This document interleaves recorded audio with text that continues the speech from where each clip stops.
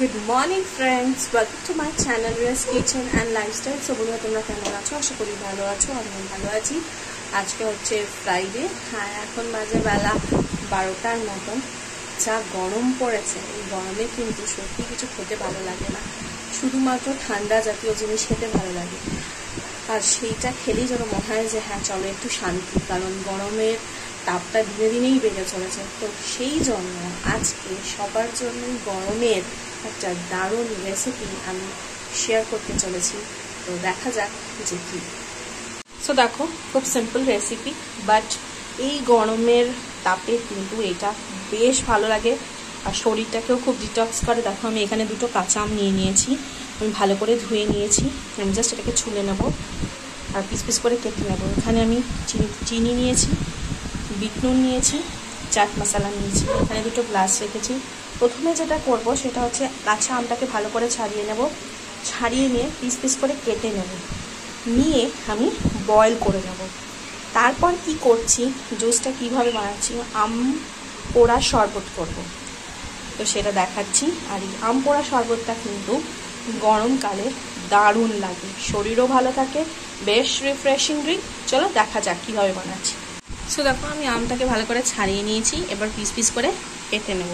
কেটে নিয়ে আমি বয়েল করতে দেবো। প্রেসারেই বয়েলটা করে নাও, তাহলে সুবিধা হয়, তাড়াতাড়ি হয়ে যায়। তো দেখো, আমি কাঁচা আমটাকে স্লাইস পিসে কেটে নিয়েছি। এবার জাস্ট এটা আমি এখানে প্রেসার কুকার রেখেছি, আমি প্রত্যেকটা আমের পিসগুলোকে দিয়ে দেবো বয়েল করার জন্য। সো দেখো, প্রেসারে যেটা আমি বললাম কাঁচা আমটা সেদ্ধ করে নিয়েছি, জাস্ট সেদ্ধ করে আমি নামিয়ে নিয়েছি বোলটার। এবার আমি যেটা করব, সুগার অ্যাড করবো এতে।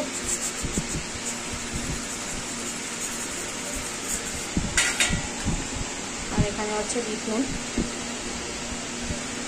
নুনটা একটু বেশি দিতে হবে। এবার আমি এটাকে আগে ভালো করে ব্লেন্ড করে নেব।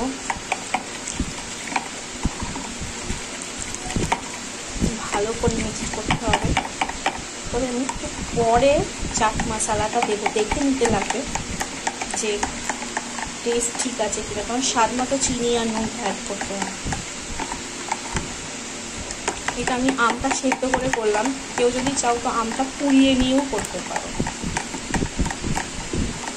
আর এই গরমে কিন্তু এই আইটেমটা মাস্ট ট্রাই, সবাই বাড়িতে বানিয়ে স্টোর করে রেখে দাও। যেরকম আমি এটা ঘন করে বানিয়ে নিয়েছি, আমি এটা ঠান্ডা করে ফ্রিজারে রেখে দেবো।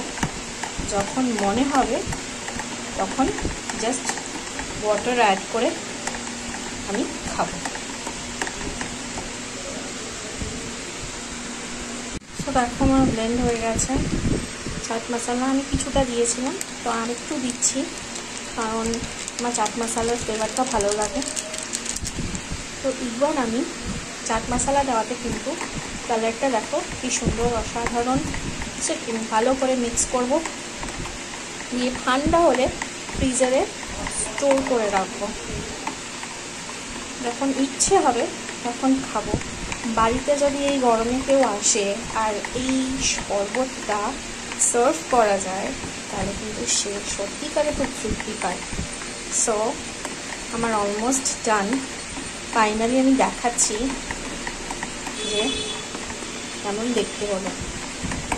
এরকম করে কিন্তু অনেকটা বোতলে মানে স্টোর করে ফ্রিজে রাখা যায়, বেশি কোয়ান্টিটিতে যদি মানে আম এনে করা যায়, তাহলে কিন্তু পুরো এই সিজনটাই খাওয়া যাবে। আর মার্কেটে যা দাম আম পোড়ার শরবত, তাকে যদি বাড়িতে বানানো যায় কস্টিংটাও কিন্তু অনেক কম পড়ে আর অনেক বেশি টেস্টিও হয়। সো ফাইনালি দেখো হয়ে গেছে, দেখো কালারটা কি সুন্দর এসেছে। সো দেখো, আমার কিন্তু আম পোড়া শরবত রেডি হয়ে গেছে। আমি জাস্ট স্ট্র দিয়ে সার্ভ করে দিয়েছি। সো এখন জাস্ট খাবো। আমি আইসও দিয়ে দিয়েছি, তো যারা আইস না দিতে চাও দেবে না, বাট অবভিয়াসলি এখন ঠান্ডা জলেই ভালো লাগে। আর আমি কিছুটা ঠান্ডা হলে স্টোর করে ফ্রিজে রেখে দেবো বটলে, যখন আমার মনে হবে তখন খাবো। সো এইভাবে বানাতে পারো, বাড়িতে বানিয়ে স্টোর করে রাখতে পারো, অনেক কম খরচায় আম পানা তৈরি হয়ে যাবে। দেখো কি অসাধারণ খেতে হয়েছে। আমি জাস্ট এবার খাবো, কারণ আমার দেখে ভীষণ ভালো লাগছে আর একটা অসাধারণ ফ্লেভার এসেছে। তো আপাতত এখন আমি আর আমার ছেলের জন্যই বানালাম, বাকিটা আমি ঠান্ডা হলে ফ্রিজে রেখে দেবো। কেমন লাগলো এইভাবে আম পোড়ার শরবত জানিও কমেন্ট করে।